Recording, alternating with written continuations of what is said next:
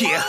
Holy smokes, I'm no joke out the bullpen. Bringing nothing but heat, leave you hanging like clothespins. He's a beast when he goes in, ice cold frozen. The first round draft pick, #1 chosen. Drop bombs, explosion, self-promotion. And I keep shit moving like a flanker in motion. I'm the #1 spokesman, is my devotion. That I'm dedicated to the rhyme is my own notion. Brown water's the potion, it put hair on your chest. Or you can put one in the air and it'll put you to rest. Sweet dreams, I'm about to fade. I got my mind on my money and I'm dreaming about getting this all paid. Mr. Go-Getter, Mr. Assertive, Mr. Initiative, Mr. Results, man, I'm all about my business, kid. Damn.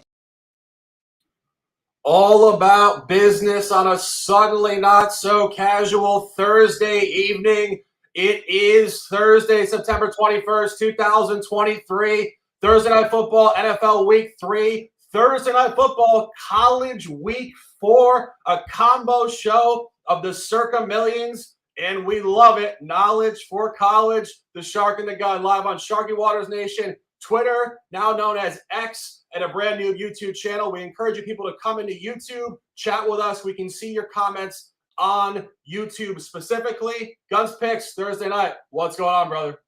Yeah, we are back. We are back. We are back on this beautiful Week 3 NFL Thursday night. But we're also going to bring you a little bit of college in the way. We have a Thursday night game starting here at 7:30 p.m. Eastern Standard Time, and I have a take on that one. So stay with us. Grab a drink. Grab a buffalo wing. Whatever you're going to be eating tonight is going to be an enjoyable night. We have the San Francisco 49ers versus the Giants. Let's enjoy. Let's roll.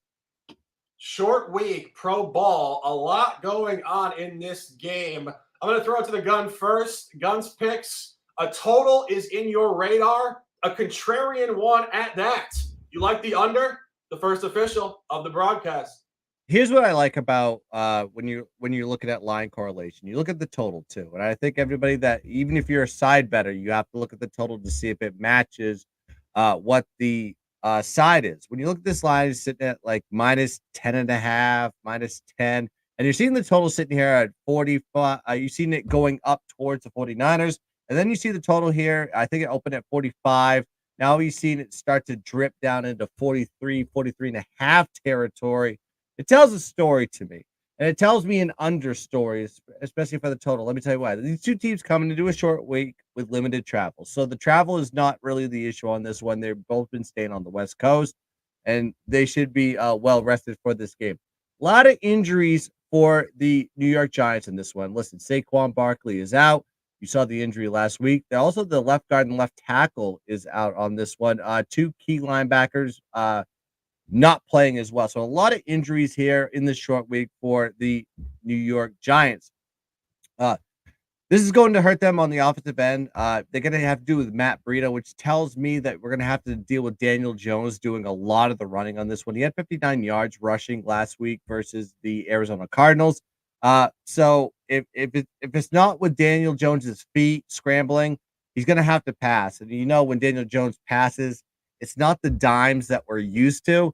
It's a little bit scary going into this season. But you look at San Francisco, they've shown a little bit exposure in the pass game. I'll give you that. 64.4 pass completion rate given up to opponents. But they have a +3 turnover ratio so far this season. So they're ball hogs on this one, right? So you look at the New York Giants on this one, prone to turnovers, especially when Jones airs it out, -4 turnover ratio in 2 games, and has 2 passing touchdowns and 3 INTs. Not a good ratio if you want from your starting quarterback in the situation. Also, I basically try to put the situation of the game in your head. So this game kind of feels like the San Francisco is just trying to get out with the win, right? I feel like they're going to pound the rock with CMC, control the time of possession. Daniel Jones running for his life, hurrying throws, especially with a depleted offensive line, trying to not get sacked. You know, this guy takes sacks and takes them well. You saw what the Dallas Cowboys did to him. They have a 14.9% sack rate, 10 sacks already given up in 2 weeks, even with the starting line for the Giants on this one. So I think both teams are just trying to get out of this game healthy for the next week. They're going to have a lot of rest. a lot of preparation for their opponent next week. I know the 49ers are going to be a little bit more prepared for the divisional game versus the Cardinals next week than they are with this one. I think they're just going to try to eke out a win here, but I'm going to play the total in this one. I got it under 44. I still like it at 43.5. I still like it at 43. I think we're looking at a low scoring game here. So give me the under in this game, 1 unit special. Yeah, and we want to talk about this. I have not placed a wager on this game yet. Originally, when I looked at this game, and I thought to myself, a lot of moving parts. Of course, Saquon Barkley not in the lineup, should be about a 3-week ankle injury. And I think what you're looking at here is yet another example of what we saw last week with Dallas playing the Jets, where we talk about this in both professional and college football. When you see an inflated line, and in the NFL, that is a line over 10, that is considered inflated in a highly parity-oriented sport. Oftentimes, you just see these outcomes where the Niners are going to score 30 points, and you know what? The Giants might score 7 to 10 points. And, when you really start to look at the Niners here, my guy Jared Smith with a great comment says, can't see a world that the Niners don't dominate on both sides of the ball. You go through Brock Purdy's very young career. This guy has been an absolute wizard with this offense. And it just doesn't appear to be stopping anytime soon, particularly against a Giants defense that has given up 68 points to open the year. And truthfully, I think this is just a very difficult spot for the Giants. The Giants clearly looked ahead on Sunday, came out down significantly first half and third quarter, did backdoor the game. I think if Saquon Barkley was in the lineup, they'd have a little bit more agreeability here. But if you really start to go through how Purdy has performed at home, this, of course, being the home opener this year, this is clean as day. 6-0 ATS at home, mostly by significant margin. The biggest line in that sequence was a Week 18 game last year in the division against Arizona. It was minus 14.5. They did cover the spread. And I really think what you're looking at here is just that classic, they score, Giants don't do a whole lot. I think you're onto something with the under here. I think it's the correct side. And I do want to make a couple comments on the under, and then we'll talk about college football. This is not just us autopiloting this idea that one team is so much better than the other, therefore it's going to be a blowout with no points on one side. If you actually look historically within this matchup, these teams have not played. Of course, this is out-of-division football in the NFC once every 4 years. They haven't played since September 27th, 2020, pandemic football in New York City at MetLife Stadium. It was Daniel Jones's, I believe, his rookie year. And go back to that game. Interestingly enough, we always talk about how robotic NFL football is. This total opened up at 44.5.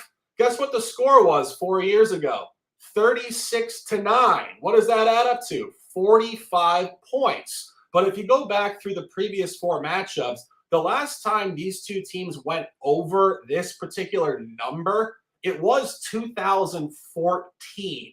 So this is slightly anecdotal, but it is worth mentioning. When these teams play, the last 4 have gone over 45, and the last time they played, it was rookie Daniel Jones against Nick Mullins. This is before Jimmy Garoppolo and, of course, far before Brock Purdy. But the key point is the Niners on that given day scored 36 points with Nick Mullins at quarterback. This is a significant upgrade. So the moral of the story here is on the under. If Nick Mullins puts up 36-9 over the number and they're moving it down to 44.5, books are telling you this is a very sharp under. And final point, this is really coming down off of last week for both teams. Giants and Cardinals, 31-28, 59 way over, and Rams, Niners, 30-23, 53 over. Higher scoring than usual for those two. Again, I'm not on this officially, but I did want to give my commentary on this. The gun is onto something here. This is the sharp look in the game.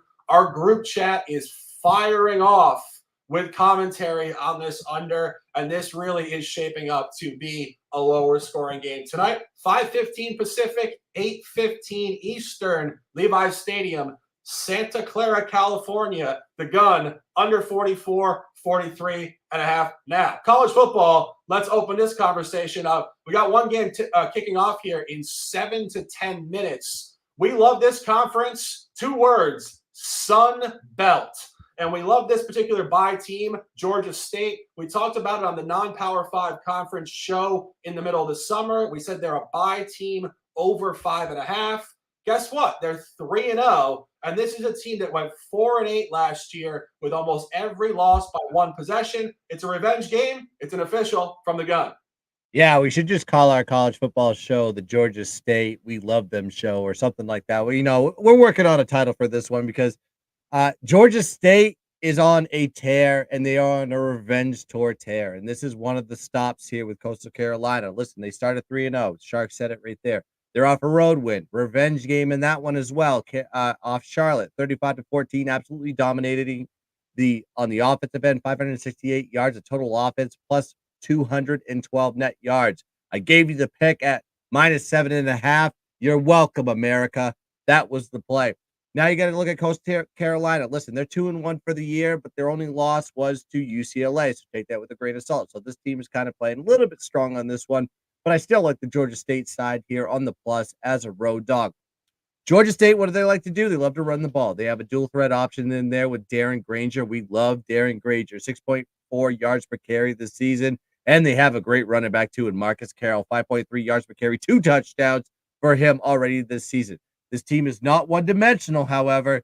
Granger also has a 73.4% pass completion rate, 10.4 yards per attempt, 6 touchdowns, 0 INTs. This team is productive. They get down the field, and guess what they don't do? Turn the damn football over. Now you have Coastal Carolina. They've shown some struggle stopping the run. If you actually look at their statistics so far this season, they gave up 4.9 yards per carry to UCLA, 4.1 yards per carry to Jacksonville State, and 5.1 yards per carry to an FCS opponent in Duquesne. I thought Duquesne only played basketball. Never knew they had a football program until I started reading the box score on Coastal Carolina. Now you got to look at Georgia State on this one. 16-8 against the spread versus conference opponents, 7-3 against the spread as an away dog. You look at the Coastal Carolina side, if you like the trends, 8-15 against the spread as a home favorite in the last 10 years, and they were 1-5 against the spread in 2022. 6-11 against the spread versus conference opponents. So every stat, every trend is leading me to the Georgia State side. Now, these teams did meet they met. I mean, these teams have met once a year since 2012. So you always get the sample size with these two teams. The home team in this situation, 0-6 straight up and against the spread in this matchup. It's a perfect situation, the perfect alignment to take Georgia State on this one. So basically, to summarize, you have a Georgia State team playing very well right now. They are red hot. It's a revenge spot on the road yet again, like they were last week, where the history shows the road team in this play is the team to take. Georgia State in a revenge spot. I will continue to target all the way through the season because guess what? This team only won, 4 games last season? There's going to be plenty of spots where Georgia State is going to want to take their chunk of flesh out of the opponents that took their chunk last season to get it back. Georgia State is a dog on this one, and we love it. Georgia State, I got them at +6.5. I know that line is dropping, but this team is going to win the game. So I'm also going to be sprinky-dinking that on the money line, +220 for a half a unit. So that's a 3 units that I am spreading on this game. Whatever line you get it at, just take it. Georgia State's going to take this one. It's a 3-unit special, but I'm only taking half of that unit on the money line, +220. Let's go. Big play from the Gun on a suddenly not so casual Thirsty Thursday, September 21st, 2023 to Sharky Waters Nation 9 Words of Lifestyle. Ride the wave or get out of the water. A couple comments on this game. I think one point that's just excellent that Guns may not have mentioned as I was perusing the game myself in the last 2 minutes, but the Coastal Carolina Chanticleers, and I think you guys must remember this team from a couple of years ago. This team was actually ranked, and we've been talking about this since they really peaked at that point. they have been continuously coming down. Not a free fall by any means, but they were way too hot at that point, undefeated at the back end of that season, ranked, I believe, top 20 in the country. And as you mentioned, revenge game here, line shortening up with significance. This is moving down with intense steam. We don't pay attention to that too often, but I do think when you see a game like this, it does speak to quite a bit. And one point that I do want to make, I see the gun. He looks like he's anxious for a couple more comments. We'll throw it back to him here in a second. But Coastal Carolina does come in here 3-0 ATS. And I think that's an unsustainable clip for them. They did cover the opener at UCLA very tight. They lost by 14 points at plus 16.5. They did cover at home in their home opener against Jacksonville State. Obviously, FBS newcomer this season, 30-16. Key point there, minus 13.5 by a hook. Two very, very tight covers and a blowout, as Guns mentioned, against FCS Duquesne last week, 66-7. But here's the key point here in terms of the numerical dispersion. When you are 3-0 ATS and two of your covers, one is by a hook and one is by 2.5 on the road at a big-time Pac-12 school, it just means one thing. You're running too hot.